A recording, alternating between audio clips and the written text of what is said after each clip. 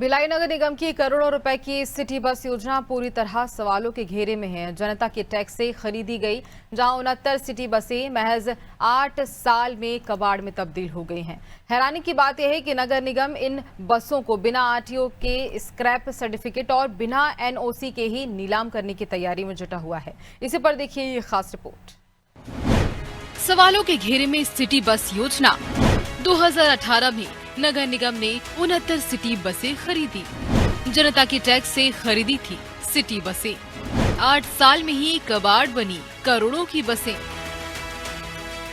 भिलाई नगर निगम द्वारा साल 2018 में करोड़ों रुपए की लागत से खरीदी गई ये 69 सिटी बसें रख रखाव और सुरक्षा के अभाव में आज पूरी तरह कबाड़ बन चुकी हैं।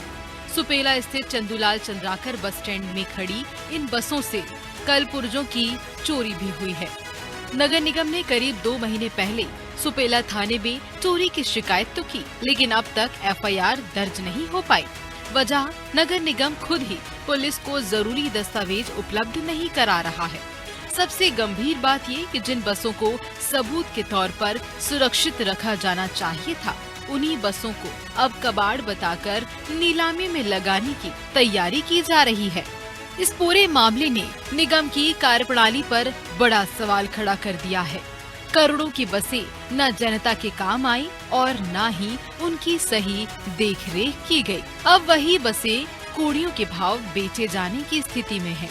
ऐसे में इस बात से इनकार नहीं किया जा सकता कि किसी व्यक्ति विशेष को फायदा पहुंचाने के लिए पूरी प्रक्रिया को जल्दबाजी में अंजाम दिया जा रहा है। ऐसा क्या हुआ कि सिटी बस 1 साल के अंदर में ही चरमरा के रह गई? क्या यहाँ के नोडल अधिकारी डेली प्रोग्रेस रिपोर्ट गाड़ियों की नहीं रखे?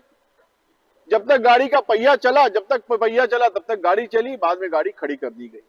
किसी भी प्रकार का कोई भी अनुबंध का पालन इस नगर निगम के अधिकारियों के द्वारा नहीं किया गया और न ही यहाँ की नगर निगम की सरकार, यहाँ के महापौर के द्वारा उसकी कभी कोई जांच करवाई गई। आज मात्र 6 साल के अंदर में, जिसमें 1 साल गाड़ियां चली है, आपने गाड़ियों को कंडम घोषित कर दिया। कंडम घोषित करने का अधिकार आपको किसने दे दिया? कंडम घोषित करने का अधिकार छत्तीसगढ़ राज्य के आरटीओ को है, जो 20 साल की अवधि में जिस गाड़ियों को कंडम घोषित किया जाता है, आप अपने मर्जी से कंडम घोषित करके उसकी नीलामी करवा करके किसको फायदा पहुंचाने का काम कर रहे हो? कौन से ऐसे लोग हैं जो इसके पीछे भी लगे हुए हैं? एक तो शहर की जनता का मेहनत का पैसे लगे हैं इस शहर के अंदर के, उनके पैसों की बंदर बाट करने के बाद आज कबाड़ के नाम पे, कंडम के नाम पे किस संस्था को लाभ पहुंचाने का काम कर रहे हैं, यहाँ की शहर सरकार बताए और यहाँ का आयुक्त बताए। वहीं इस मामले में दुर्ग परिवहन विभाग ने भी साफ कह दिया है कि उनके पास बसों को स्क्रैप करने के लिए कोई आवेदन ही नहीं आया है।